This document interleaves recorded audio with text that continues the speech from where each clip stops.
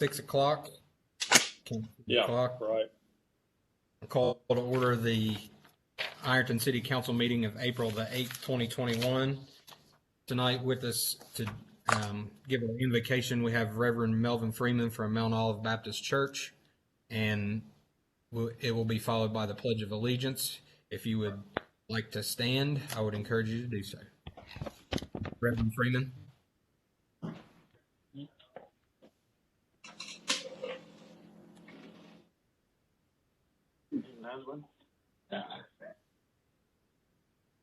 Yeah.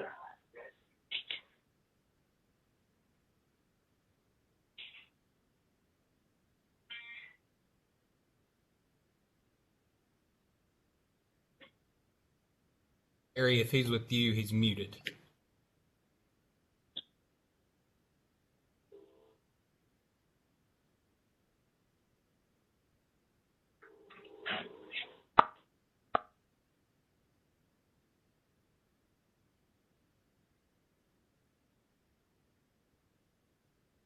Take this off. Okay. Reverend Freeman, you're unmuted. Go ahead. Hello, everyone. My name is Melvin Freeman. I'm the pastor at Mount Olive Baptist Church, 4th and Mulberry here in Ironton, Ohio. And I thank you for this opportunity to meet and pray with you guys before you start your meeting. It's a great privilege for me to do that.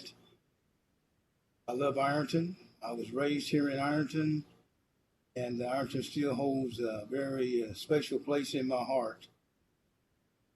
We pray for Ironton. Our church is concerned about Ironton because Ironton does good, our church does good. Vice versa. The better the churches do in Ironton, the better the city. So thank God for this opportunity. He didn't call me here for that, and so I'm ready to pray if you are ready to hear me pray. Yes. Let's bow our heads together. Our Father and our God, we thank you for this blessed day. We thank you for the privilege of being alive and well and in these days and times. Thank you for your grace and your mercy. We thank you for the opportunity to enjoy what you have given us. We thank you, O Lord, for being able to say that we can handle your business, do the things that you have placed in our hands, because, Lord, you are in control of everything. Your word says you established your throne in the heavens, and from there you rule over everything. So, Lord, I believe you're the sovereign God. Without you, nothing moves, nothing happens. We as human beings have been given responsibility to do your business.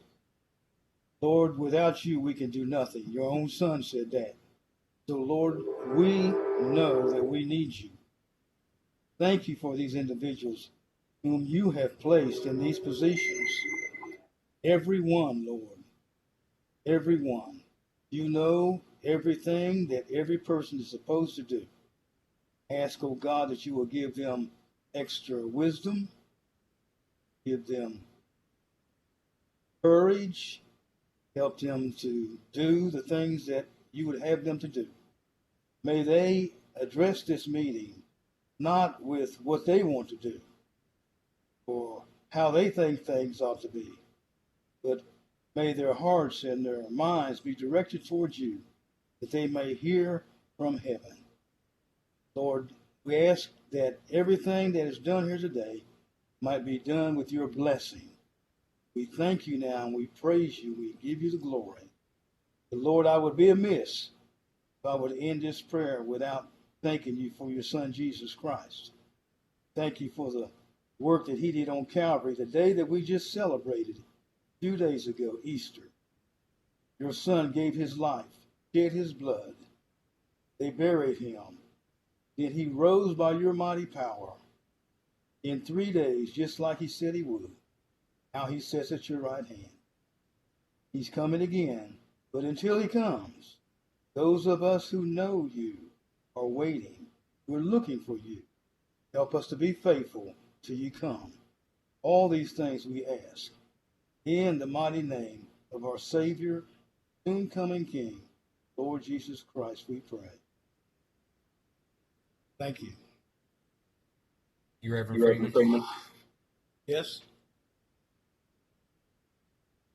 I pledge allegiance to the flag of the United States of America, to the republic for which it stands, one nation, under God, indivisible, with liberty and justice for all.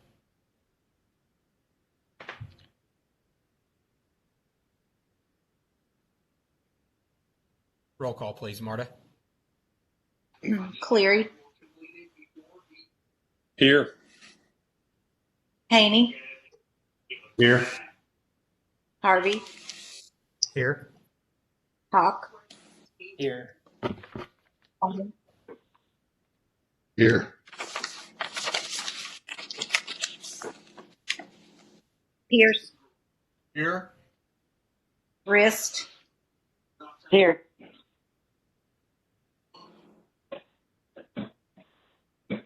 Next in our agenda, we have the approval of meeting minutes from the Recreation Committee meeting of March 25th, 2021, the Finance Committee meeting minutes of March 25th, 2021, and the regular council meeting minutes of March 25th, 2021. Are there any errors, omissions, addition to those meeting minutes? Hearing none, those meeting minutes will stand as approved. Next, we have audience participation. I'd like to remind council that our 2020 financial disclosure statements are due by May 17th. We received an email about that.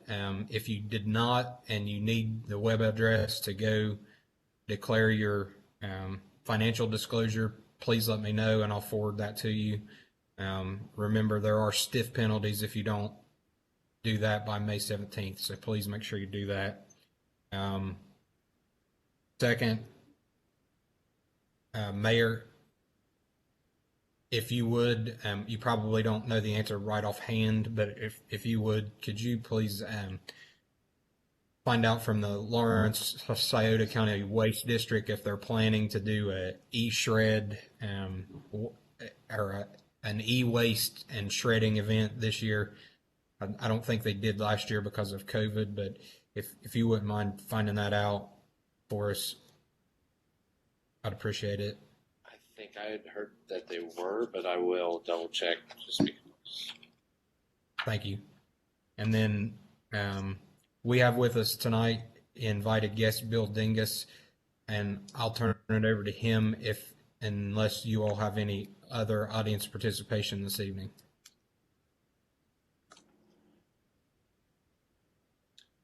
Dr. Dingus, if you don't care, go ahead Yes. and address us.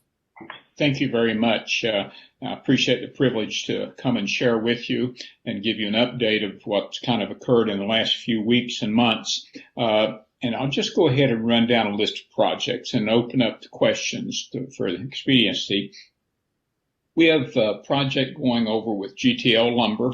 They are looking at doing an expansion there, about $1 million to expansion that'll have 17 to 20 new jobs there. The Brunberg building, which we've all kind of worked together on and monitored that, it is just coming along slowly but well with the new windows, new storefronts. It's starting to look presentable to the street. We're hoping to, by Memorial Day parade, we're hoping it really looks nice there. They're finishing up the trusses, working on them in the roof section, so they can put on the final roof. They've had to rebuild the trusses in 3 lower floors, and that is progressing slowly but surely. The Little Caesars, that building's finished and open, and they have a second business there that they may bring one in themselves, but they are trying recruit a business, an additional business, and we've sent a couple of good leads to Little Caesars, the Marriott Town Place. We're hoping by the end of the month, by the end of April, you'll start seeing the finished kind of product. The way Marriott does it, you cannot open for rooms to rent rooms until after you've had your C of O, your certificate of occupancy, 45 days. So it probably will be another few weeks before we'll actually be able to register guests. But the building, for all intents and purposes, will be completed, and we'll start moving into some official opening processes. We'll hope that all of you can join for that. That's going to be a great thing. The Holiday Inn, in fact, last night it was it was lucky to have a pretty good occupancy last night. We're doing well a couple of nights a week, still struggling on some other nights, and we're just hoping the Town Place is able. There's a market for it full. It's 109 rooms. We'll have, starting in the next few weeks, out at Lawrence Street property, LADC bought the old Elliott Myers property, then we bought some others, and we're working with the Collins Career Center. They have created an adult excavation program where they train students to use dozers, excavators, and equipment, and we'll be redeveloping that land. Over the last 2 or 3 years, we've talked about the idea of it being somewhat of as a tourism place with various kind of athletic fields and so on. So they will start the process out there, bulldozing and shaping, and we've have an engineer that will be presenting plans for them to build it to, and that is coming well. Probably one of the interesting things is our board had a 3-day planning retreat last week, and one of the elements they asked me and the LADC team to work on is the south end of Ironton. The downtown's starting to take hold, and we've got a couple private investors that's starting to really get involved. And LADC's procedure has been, after it once starts with private, we back out and don't compete with them. We try to do areas that no one else is touching. So the south end of Ironton, we did a drone flyover from the Honeywell down to Marion Pike, and there's just a tremendous amount of opportunity there. So over the next year to year and a half, 2 years, we'll be looking for opportunities there to slide in and pick up pieces and try to put improved properties and so on. There's no criticisms of any of the properties, but when you see it from a flyover, the backs behind some of the properties look worse than the fronts. So there is a great deal of potential, and we will be focusing heavily on that. We're fixing up the Wallahan building, which is led a $600,000 contract with Mullins Construction to put a whole new roof on the front and do a number of things. If you've driven by in the last week or two, we're trying to make it a facility that you can be proud of there. So all in all, various parts of Ironton area we're continuing to work with, and we still get chasing leads for the final lot there at the Gateway Center. We were hoping to build the Welcome Center there, and the money did not come through from the state. It just Capitol Bill did not have what, quite frankly, what Larry Householder promised me. So anyway, it's all in all, we're moving ahead piece at a time and trying to help out, and be glad to respond to any questions.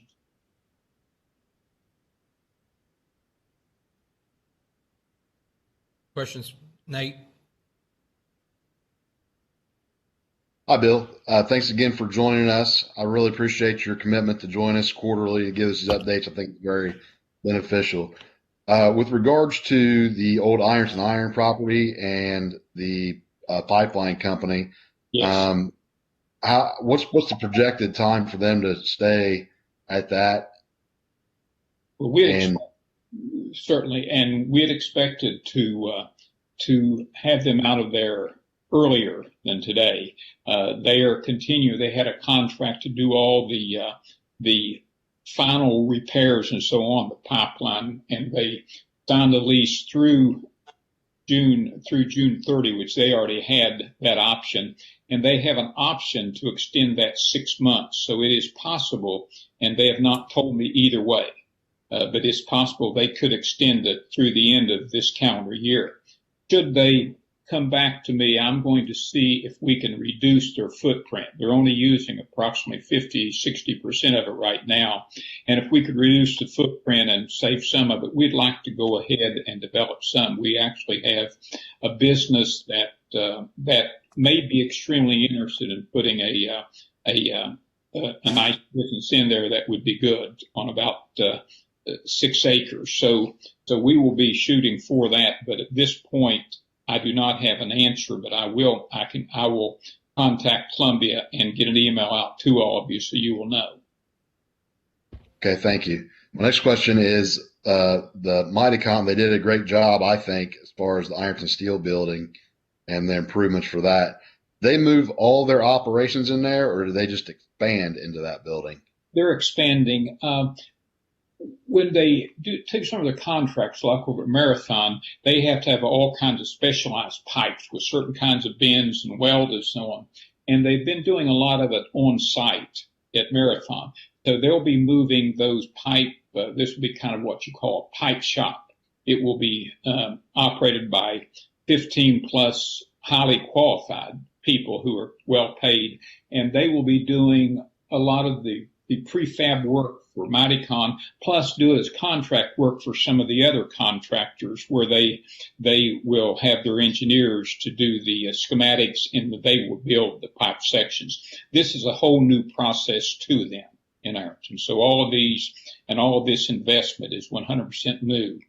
Mightycon took a step farther, and when we put the contract out to build the street in between them and the Spec 12 that Vertiv is leasing, they put a bid and got the contract to build that street because they said if it was going to serve them, they would like to make sure that it was, it was in the right quality and had the right amenities in it to enter their buildings. And so they actually built the street as well.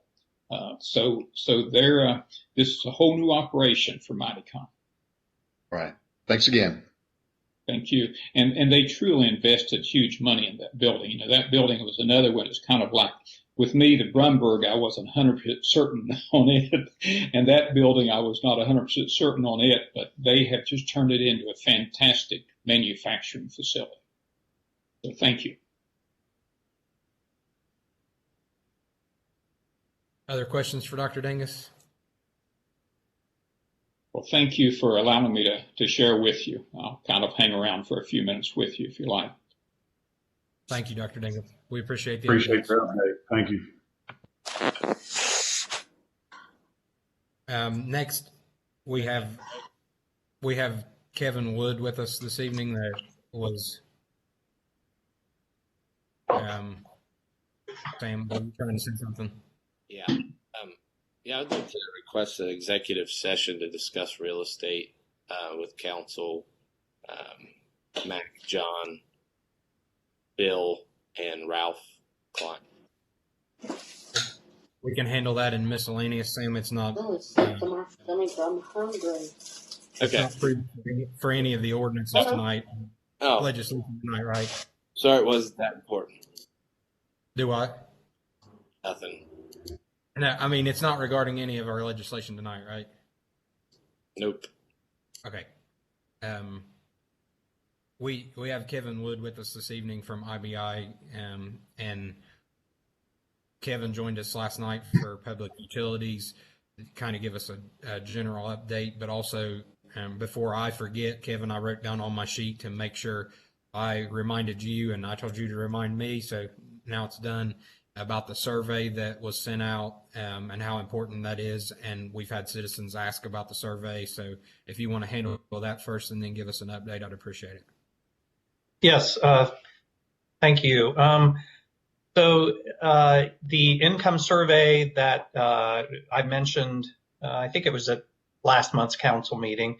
The purpose behind this is to get the area from Center Street South, the entire south end of the city of Ironton, qualified based on income for federal grants, CDBG and otherwise, both for water, sewer, but a variety of types of grants that are available. And so it's required per the state guidelines to collect 400 surveys. So the first 600 on our randomized list were mailed out by Terry Smith, and we have received a little over 100 of the completed surveys back, which is good. We've received around 50 or so returned for either a vacant address or being non-deliverable. So we have sent that list to Terry to double check, and we'll continue moving forward on that. But it's the form is pretty simple. All you do is enter your street address, and these are only residential properties. And if it's a rental, it's the renter who fills it out.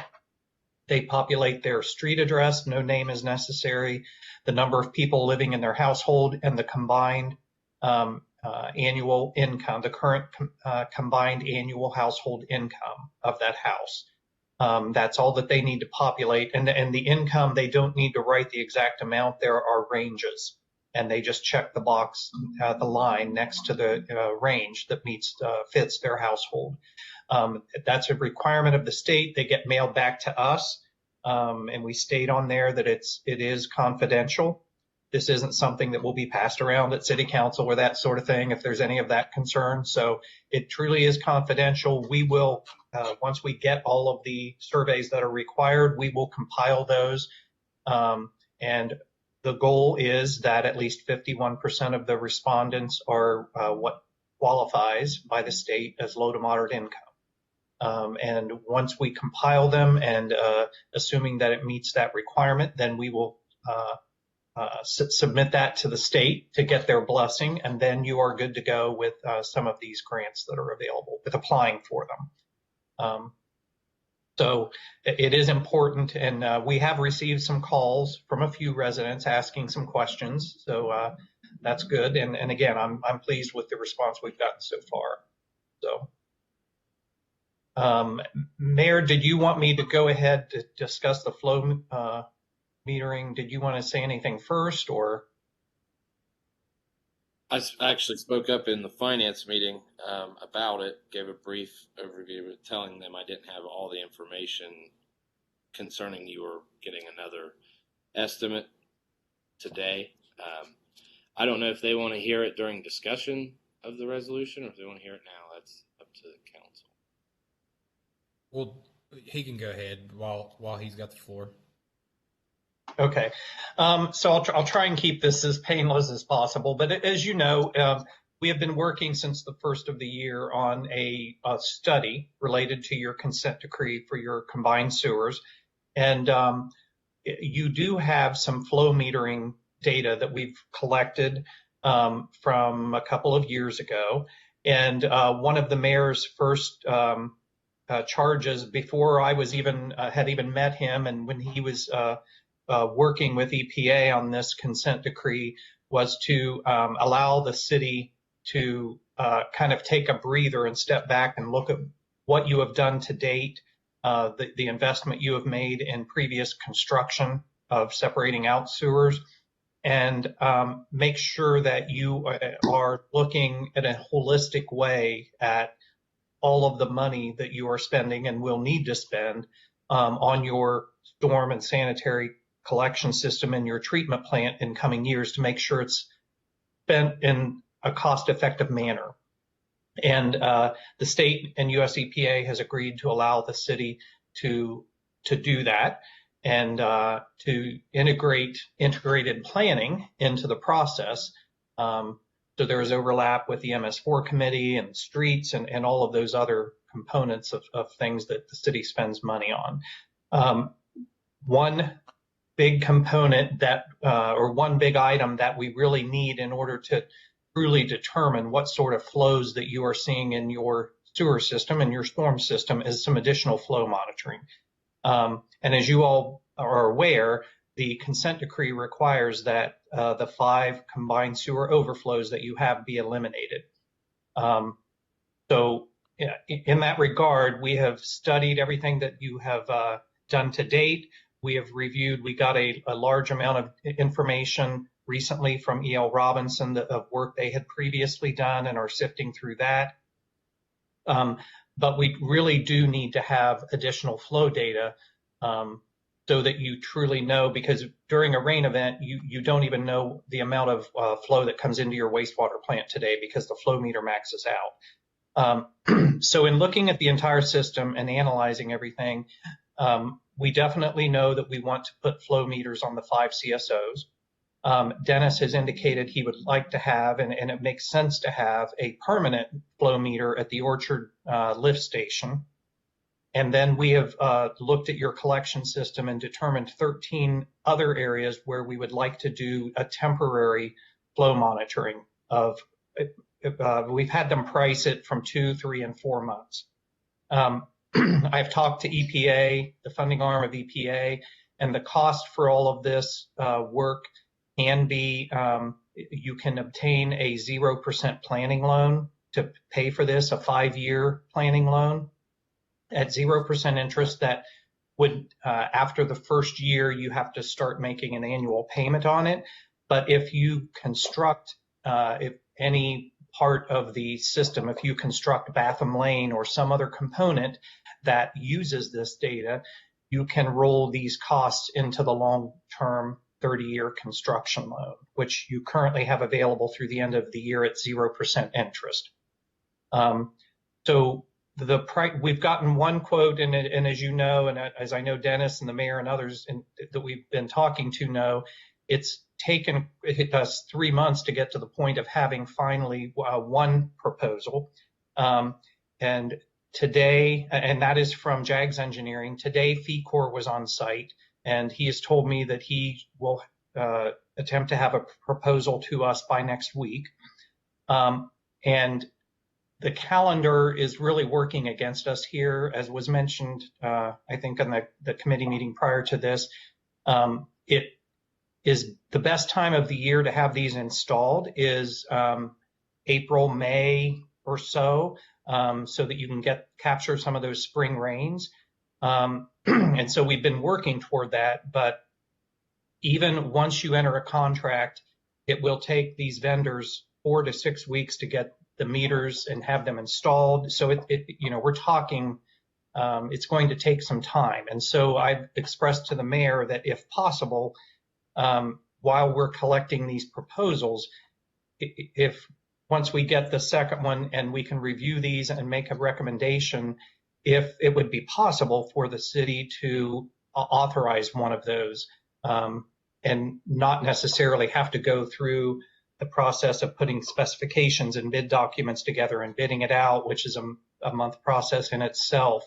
And so that's what I think the resolution that you have before you tonight, the proposal that we have in hand to install from JAGS Engineering to install a permanent flow meter at the Orchard lift station, and 5, that would be the only permanent.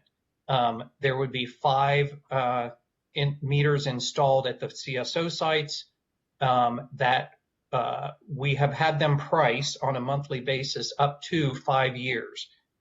As those are removed, as the CSOs are eliminated, those flow meters could be removed. But in order to have kind of a worst case scenario and an apples to apples proposal, we asked them to price it on a monthly basis up to 5 years. And then the remaining 13 sites, they have priced to install those for 2, 3, and 4 months. And 3 months is typically what we see. So you could also purchase the 5 at the CSOs and have permanent installations, but everyone we have talked to and based on our past experience really recommends against that, because these meters have somewhat of a limited useful life if they are in constant use, and you have to constantly keep them cleaned and repaired and replace the batteries. The proposal for these rentals includes all of that, the maintenance and battery replacement and all. So the proposal that we have for the permanent installation at the Orchard lift station is $20,000, and for the 5 CSO temporary installations, all of the cost for a 12-month period is $60,250. So that would be your first year cost. And then the 1 year cost for the other 13 temporary flow meters would be, let's see, $112,000. So with the option that we would recommend, which would be the rental for up to 5 years on the 5 CSOs and the short-term rental on the others, the total cost in the first year would be $173,000. And again, you can get that in a 5-year loan at 0%, which could be rolled into a long-term construction loan if you proceed to construction. I know that's a lot of information. Yeah. For there. I gave him the total number that you gave me earlier, and I just want to make sure that's. Yes, and I may have confused. I did confuse matters a little bit, Mayor. The 300,000 number that I gave you is if the 5 CSO locations, if you have those installed for the entirety of 5 years, there is an annual cost that goes with those, and over the 5-year period, that would be 300. It would be 300,000 for all 19 flow meters. The 107. Authorize the loan for 300,000 to cover this. Well, since those are annual costs, really the loan that you could get up front could really only cover the first year cost. Because they're only going to charge you on an annual basis down the road. So those, really the upfront loan would only cover your first year costs. And that's what the 173,000 would be. If you would have a cost each year after that for their maintenance and battery replacement and all of that. And that's what the 300 maximum would be based on this proposal. I've asked B-Corp to break their proposal out based on this same method, so we have apples to apples. But I did want to give you these costs tonight because if council does authorize the mayor to enter the best and lowest proposal that is received, the other one will either be more or less than this. And if it's more, if all other things are equal, then this would be the one we would recommend. But would we have to come back to this every year then if it's an annual? Right? So there is an upfront installation cost for these, and then there is an ongoing maintenance and monitoring. They monitor the data. I mean, cost. Like if it stays there longer than the 1 year, and it's going to be over another 50,000, we're going to have to keep coming back to pay. Then there would be another 130, say, over the next 4 years. So that's that's less than 50,000 a year. Okay. So I guess that would fall within your allowable limit. And again, as we're able to eliminate CSOs, we can pull those meters, and you wouldn't have to pay for those. So the 300,000 is the high end. All right. John? Kevin, are you saying that for the 5 years, it's a total of $300,000? Yes, if all 5 of the CSO installations remain in place for 5 years. The hope is that they don't, but if they do, the total would be 300,000 of everything. That is the 5 and the 17, both of them?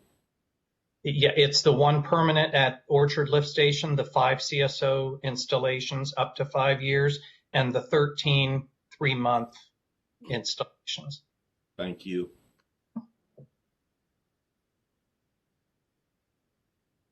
Vice Mayor. Yes, Mac. Kevin, this is Mac Anderson. I'm the city solicitor. Would you consider this contract that we would be entering into either with JAGS Engineering or FECOR to be considered a contract for professional services?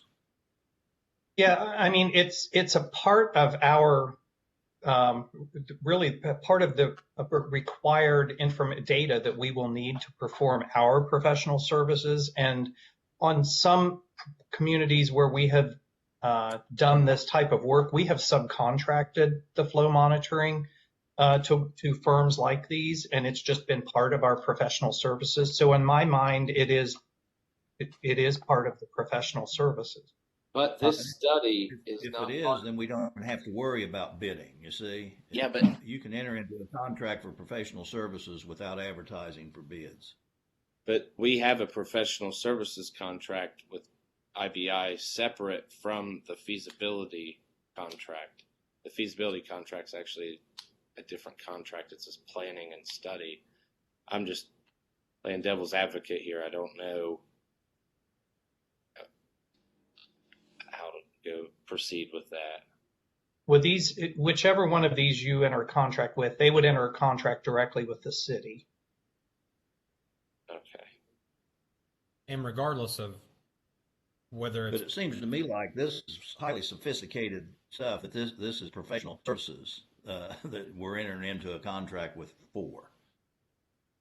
Okay. and regardless, whether it's a professional service or not, if Resolution 2117 gets 2/3 vote of council, then it doesn't really matter. Correct, Mike? Yeah, and I think in your motion, you would move that it be, the council declare it an emergency so that bidding is not required, and state what the emergency is, and that is that these be placed in as close to the rainy season as you can get. Unless Kevin can tell me some other emergency reason why this needs to get passed right away. Yeah, I mean, that sounds good to me. And the study we're doing, we're working toward a deadline later this year that we have given to US and Ohio EPA. So, we need the data.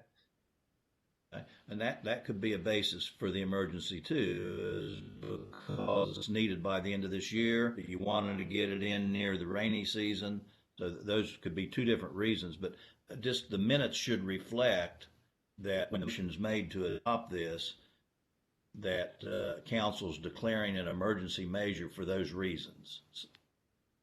Could whoever makes that motion please use that verbiage? John? Kevin, I'm interested in that 0% loan. Is that something, excuse me, is that something that you all will make application on the city's behalf? Yes. Okay. Yeah, we do that routinely. Okay, thank you.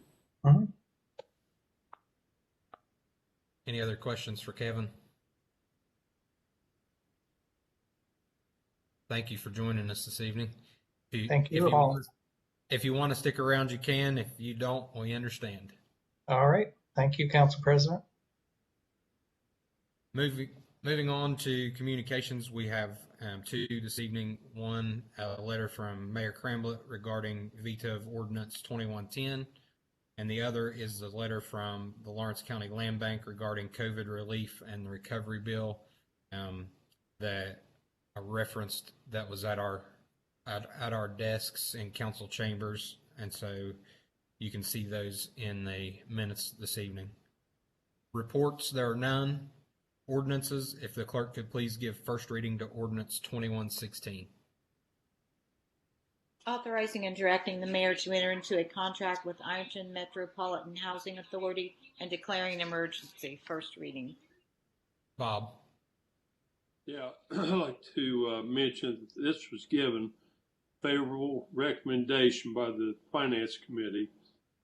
I'd also like to go ahead and ask to suspend the rules and give this ordinance 2116 second and third reading by title only. I'll second it.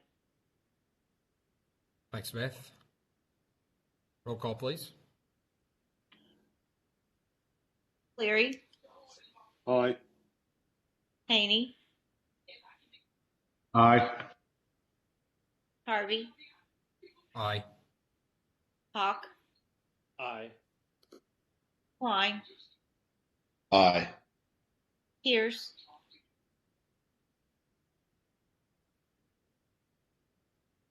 You're muted, Mike. Aye. Rist. Aye.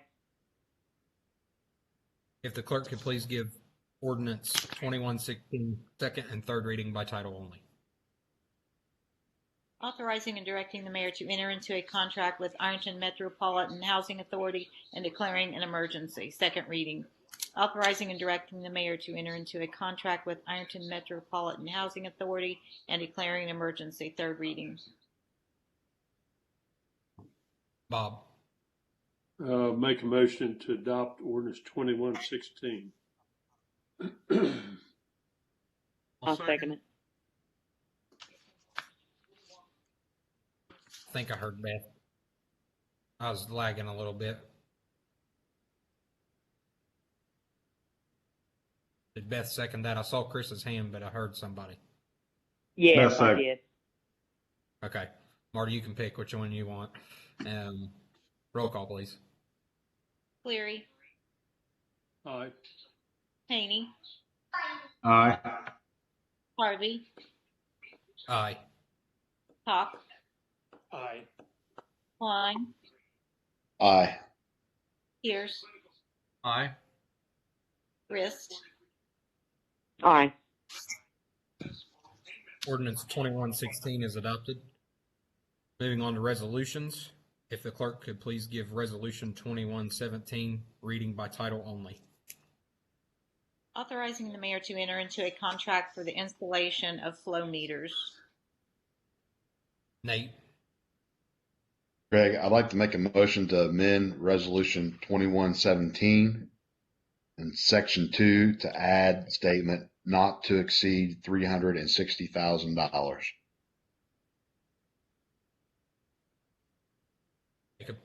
I'll second. Thank you. Call, please. Cleary. Aye. Haney. Aye. Harvey. Aye. Hawk. Aye. Klein. Aye. Pierce. Aye. Rist. Aye. The clerk could please give amended resolution 2117 reading by title only. Authorizing the mayor to enter into a contract for the installation of flow meters. Nate. I'd like to make a motion to pass amended resolution 2117 as an emergency due to the time sensitivity of the April and May readings needed. I'll second it. I'll second it. Bob and Beth, Marty, you can choose again. Also make a mention that that was favorably recommended by finance this evening. Bob let me down. Roll call, please. Cleary. Aye. Haney. Aye. Harvey. Aye. Hawk. Aye. Klein. Aye. Pierce. Aye. Rist. Aye. Resolution 2117 passes. Miscellaneous. Need a Nate. I'd like to make a motion to go to executive session to discuss real estate with the mayor, finance director, Dr. Bill Dingus, Ralph Klein. Also, I think the Andersons and Brett Thomas and Mike Pemberton need to be on there too. Okay, throw them in there also. With I'll no second. at follow. I think I heard someone say second, but I didn't see. I'll who. second. Chris. Thanks, Chris. Roll call, please. Cleary. Aye. Haney. Aye. Harvey. Aye. Hawk. Aye. Klein. Aye. Pierce. Aye. Rist. Aye. Thank you all for joining us this evening. We are adjourned into executive session.